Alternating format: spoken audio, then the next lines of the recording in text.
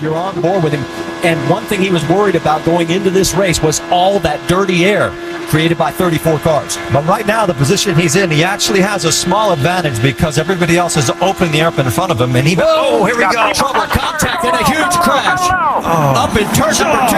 Oh, multiple cars involved. Oh, my.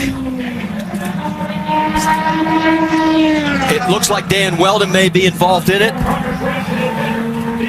And Eddie, you and I spoke about this morning on the drive-in. Just this amount of cars, the speed, just the chance for what they call the big one. And what happens in conditions like that, even if you're 300 yards behind that, you cannot stop these cars. The only option you have is to try to avoid it, and it was impossible to avoid anything there.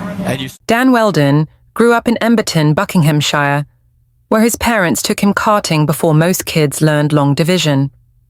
By 8, he was winning national kart trophies, and by his teens, he was chasing open-wheel dreams across Britain. He crossed the Atlantic in 1999, cracked Indy Lights, and grabbed Rookie of the Year in 2001. That honor unlocked a 2003 IndyCar seat and, 2 years later, an Indy 500 triumph that crowned him a fan-favorite daredevil. October 16th, 2011, Las Vegas Motor Speedway. 34 cars, the biggest IndyCar grid ever. Wheldon started last, lured by a $5 million challenge if he could storm from P34 to victory. $5 million bonus if he can win the race. He is our in-race reporter. There he is in the number 77. Let's talk to him, Scott. Dan Wheldon, Scott Goodyear up in the ABC booth. Do you have us? I've got you, Scott. Big question everybody wants to know, Dan, today is, can you win and take home the $5 million bonus? Honestly, Scott, I wouldn't be doing this if I didn't think that I could win. Certainly, I'm not underestimating the talent of the other drivers in the field. I think IndyCar's got a phenomenal field right now. I want to thank GoDaddy and Verizon for this opportunity. And let me tell you, the Sam Schmidt Motorsport team, Brian Hurd Autosport guys have been working hard on this Bowers and Wilkins at Magnolia car with William Rast, Curb and Big Machine Records. So just so you know, Big Machine Records look after Taylor Swift. She's big right now. I've got to try and impress them a lot.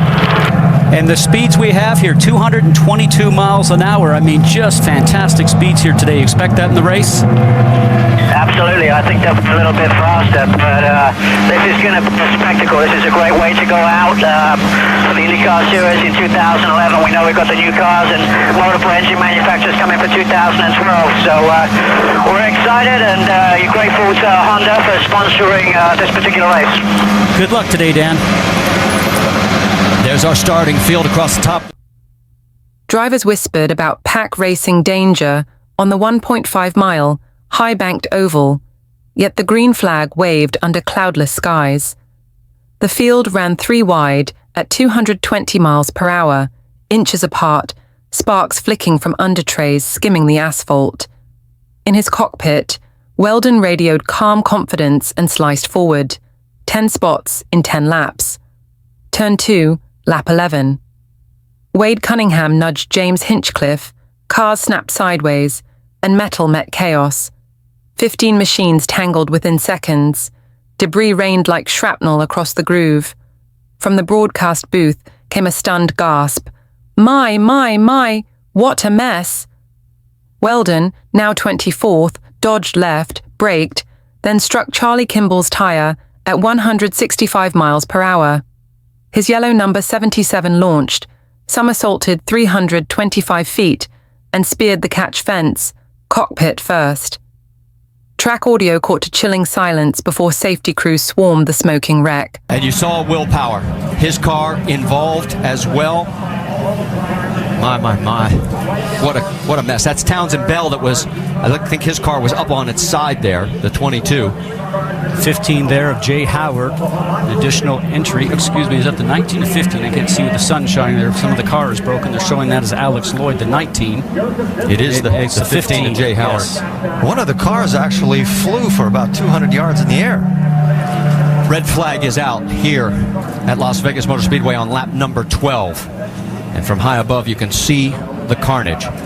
We talk about the car going through the air. Eddie, you know that these cars run so low down to the ground. We mentioned before, we saw them hitting the ground and sparking, that anything underneath the car, underneath the floor, underneath the tub, really just gets the air underneath the car itself, and up it will go. We saw J.R. Hildebrand out of his car. Officials stopped the race on lap 12. Pieces of carbon fiber still fluttered in the Nevada sun. Commentators explained the unthinkable. The drivers will stay in the cars. There is debris everywhere. IndyCar CEO Randy Bernard faced cameras and announced, "The drivers have decided to do a 5-lap salute in his honor." In honor of Dan Wheldon, the drivers have decided to do a 5-lap salute in his honor. It will take place in approximately 10 minutes. Thank you. There will be no one-on-one interviews or questions. Thank you. Did he confirm Pit lane fell quiet as mechanics wiped tears from visor-covered eyes. Behind the scenes, medical staff airlifted Wheldon to University Medical Center while broadcasters held their breath. 19 surviving cars rolled out, engines echoing like a hymn. Grandstand stood as one while commentator Marty Reed spoke the words no racer wants. We have lost Dan Wheldon today here at Las Vegas Motor Speedway. The procession ended. Engines shut down. The 2011 season closed without celebration. ESPN's Jamie Little went live outside University Medical Center, voice trembling. Dan Wheldon's wife Susie, their 2 little boys, his 3 brothers and his sister were all by his side. She added that J.R. Hildebrand, Pippa Mann, and Will Power were also inside, still under evaluation. A plane sped toward North Carolina to collect Susie's parents, an act that underlined the family's sudden, heartbreaking need. TV viewers, black, white, young, old, felt the weight of motorsport's cruelest cost. IndyCar grounded celebrations and launched a full investigation within hours. Engineers dissected telemetry, interviewed drivers, and mapped every shard of carbon fiber. Key findings blamed high-bank geometry, 34 car density, and pack speeds topping 220 miles per hour. A chilling detail emerged. Wheldon's helmet struck a fence post after the chassis sheared. The series vowed never to race Indy cars at Las Vegas again. Designers fast-tracked a new chassis and christened it DW12, Dan Wheldon, 2012. The car added stronger tubs, rear-wheel guards, and anti-launch bodywork to stop airborne flips.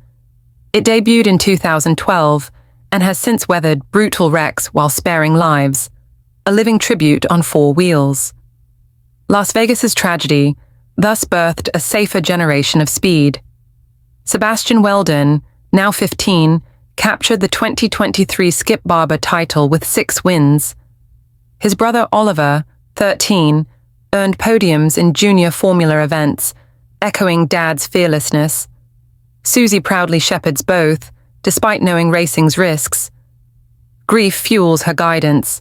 Fans chant, "For Dan," whenever the brothers climb into a cockpit.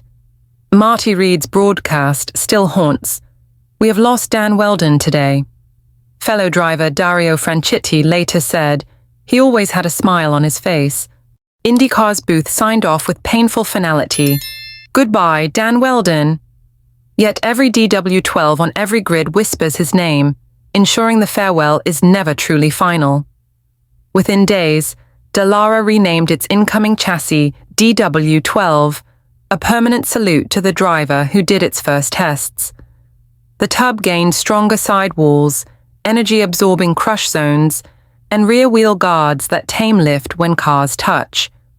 Engineers added an anti-launch underwing to keep machines grounded, even in pack turbulence.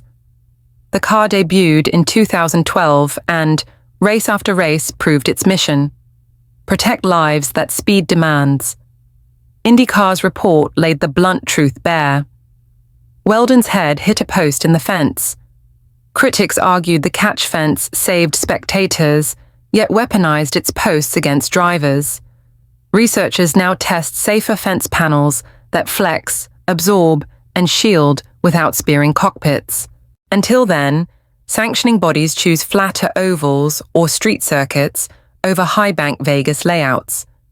Sebastian Wheldon, age 15, dominated the 2023 Skip Barber Championship with 6 wins and 13 podiums. This spring, he scored a victory on his Italian F4 debut, another step toward the ladder's summit.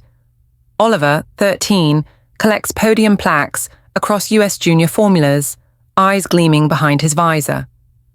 Mom Susie, ever watchful, balances pride and dread while GP weekends echo Dan's memory. Black and white racing fans mourn together. Dan Wheldon was deeply loved by many. They still gather trackside, chanting Lionheart when DW12 engines bark to life. Many pause at Turn 1 in Las Vegas, touch the safer barrier, and remember a smile that once lit pit lane. Dan Wheldon chased speed and found immortality, though the cost was everything. His loss rewrote IndyCar's rulebook, toughened its machines, and inspired 2 young racers with his surname. Each time a DW12 flashes by, it whispers, "Drive safe, drive fast, remember Dan." Thank you for your time and attention. This is Murder We Heard TV. Like, comment, and subscribe for more human stories behind the headlines, because every checkered flag hides a chapter worth telling.